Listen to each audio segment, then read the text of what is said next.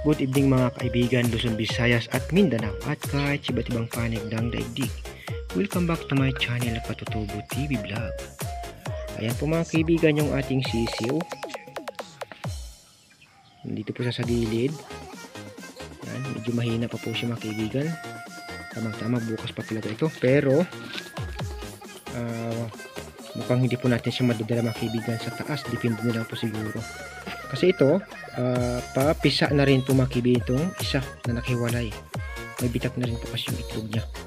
Pura kanyang shell. Tapos ditong tatlo, medyo matagal-tagal pa po pala ito mga kaibigan yung tatlo. 5 days pa siguro. Ayan. Dahil nasa kalahatian pa lang po mga kaibigan.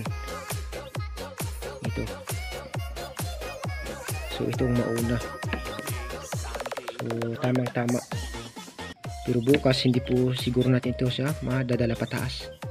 Depende na lang po mga kaibigan. Malalaman po natin ito. Itong dalawa, itong pang-abot mga kaibigan eh. Itong isa. So makakahabol siya dito sa isa. Pero itong tatlo, medyo malayo pa po mga kaibigan. Kaya tamang-tama po siguro yan.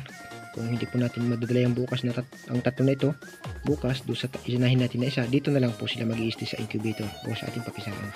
Ito na lang po ang ating pipisain.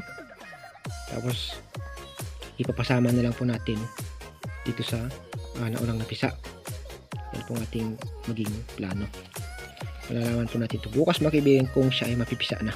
Kasi may bitak na po yung itlog. Nakita na ko na dito kanina. Maliit pa lang. Ayan.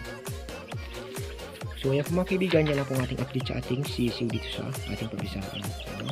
Lakas na siya pero hindi ko pa siya masyado. Mukhang hindi pa siya pwede. Bukas pa talaga yan. Pag ganyan. So ayan na po mga kaibigan, i-update ko na po sa sunod. So itong tatlo, titingnan na po natin mamayang gabi doon sa taas, saka inahin na isa kung magkamatch sila dito ng laki ng sisiw sa loob. Pag magkamatch po sila mga kaibigan, ito kukunin po natin, dadalhin po natin pataas bukas ng mabilisan. Ayan. So thank you so much po sa inyo lahat mga kaibigan. Pababa na po ako sa aming kainan. God bless us all. Bye bye you.